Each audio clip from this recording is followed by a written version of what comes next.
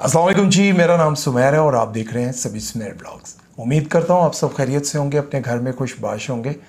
तो आज हम बात करने वाले हैं भारत की एक ऐसी आर्टिस्ट के बारे में जो पैदा तो मुसलमान के घराने में हुई, मुसलमानों ने उसकी तरबियत की, लेकिन उसके अंदर शायद मुसलमानों वाली कोई हरकत नहीं है। शायद उसके अंदर मुसलमान या इस्लाम के लिए मोहब्बत नहीं है, या फिर मुझे समझ नहीं आती कि वो किसी ज़िद में या फिर पागलपन में इस रास्ते पर चल पड़ी कि जब भी उससे इस्लाम के बारे में या उसकी वल्गैरिटी के ख़िलाफ़ बात की जाए तो वो हमेशा ऐसी बात कर जाती है जिससे मुसलमानों को काफ़ी तकलीफ़ पहुंचती है। मैं बात कर रहा हूँ उर्फ़ी जावेद की।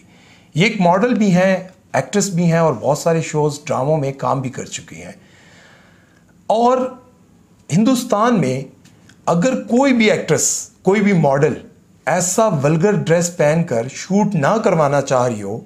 और वो सोच रही हो कि ऐसा ड्रेस पहनने के बाद या ऐसा शूट करवाने के बाद लोग मुझ पर तनकीद करेंगे,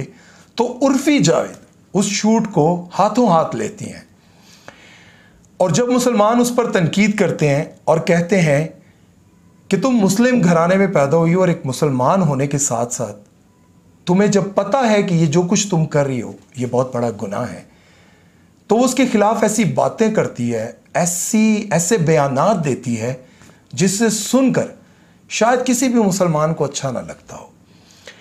सबसे पहले तो मैं ये दुआ करता हूँ कि अल्लाह उसको हदायत दे, उसको समझ अता करे। मैं आपको बताता चलूँ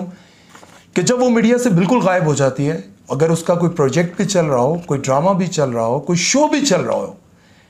तब भी अगर उसका नाम मीडिया पर, सोशल मीडिया पर कहीं ना चल रहा हो, तो फिर वो एक ऐसा शूट करवाती है जिससे मुसलमान भड़क उठते हैं और वो कहते हैं कि तुमने अपने गले में अल्लाह का नाम पहना हुआ है, वो जो लॉकेट होता है, थोड़ी सी शर्म कर लो,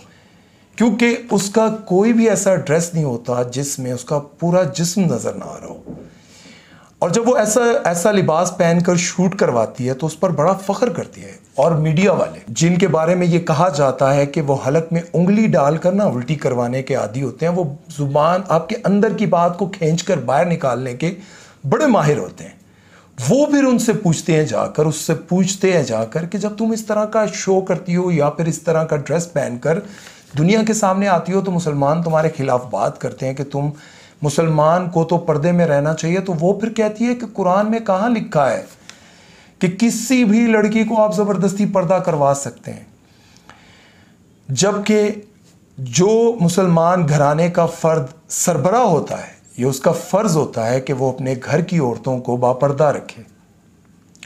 वो अपने घर की औरतों को उन तमाम तर वाहियात कामों से, वल्गैरिटी से, ऐसे बेहुदा लिबासों से मना करे जिन्हें पहनने के बाद आपके पीछे एक नहीं, दो नहीं, पूरा मोहल्ला लगा होता है और आप मशहूर हुए होते हैं कि फ़लाँ घर में एक फ़लाँ रहती है। लेकिन वो तो ऐसे ड्रेसेस पहनने के बाद जब शूट करवाती है, शूट करवाने के बाद फिर मीडिया पर आकर इस्लाम के ख़िलाफ़ बातें करती है। और एक और सवाल पर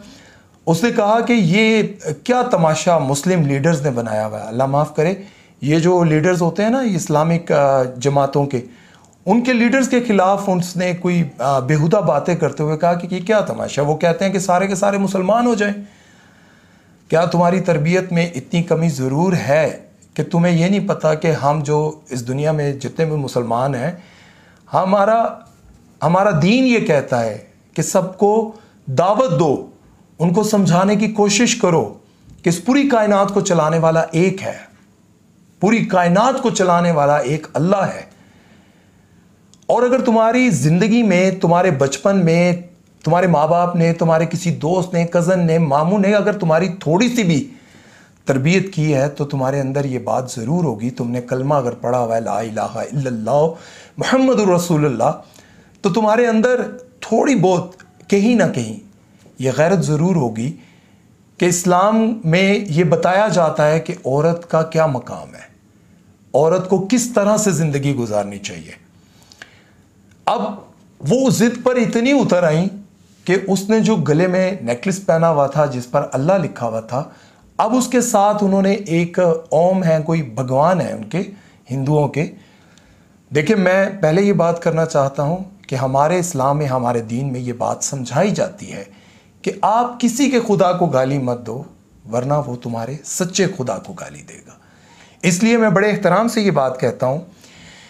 कि अल्लाह के नाम के साथ अब उसने एक भगवान की भी मूर्ति अपने गले में पहन ली है, और वो कहती है कि मैं इन दोनों को साथ रखती हूँ। हर रोज़ वो एक ऐसा लिबास पहनकर मुआशरे में सामने आती हैं कि मुसलमानों को वो आग बगोला करें, और फिर ऐसा बयान देती हैं जिससे इंतशार फैले। और साथ ही साथ वो कहती हैं अगर सारी दुनिया के लोग मुसलमान हो जाएं या हिंदू हो जाएं या क्रिश्चियनिटी को अपना लें तो वो क्या कर लेंगे। इंसानियत सबसे पहले है।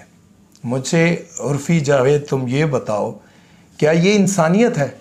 कि तुम उस माशरे में जहाँ आए दिन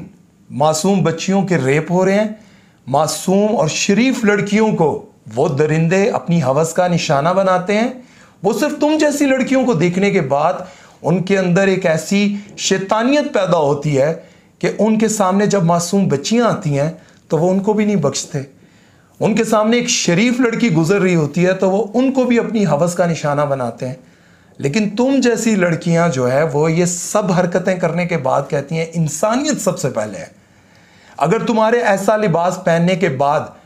कोई बच्ची किसी शैतान की हवस का निशाना बन जाए तो तुम कौन सी इंसानियत की बात कर रही हो। मैं आप सबसे एक रिक्वेस्ट करता हूं, अपने बच्चों की, अपनी बच्चियों की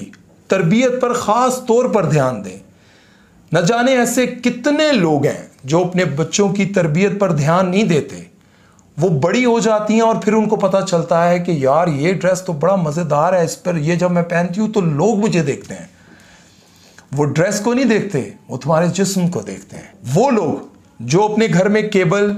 डिश और अपने बच्चों को मोबाइल देने के बाद काम पर चले जाते हैं और कहते हैं कि हम अपने बच्चों को बिल्कुल बाहर नहीं जाने देते, हम अपने बच्चों की बहुत तरबियत करते हैं, बहुत उनको ऐसे मुआशरे से बचा के रखते हैं।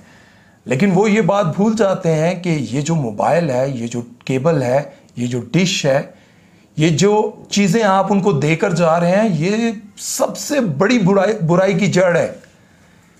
ये जब आप घर से चले जाते हैं तो बच्चियां जब इस तरह के प्रोग्राम्स देखती हैं, इस तरह की फिल्में देखती हैं और देखने के बाद उनको लगता है कि ये तो एक आम चीज़ है।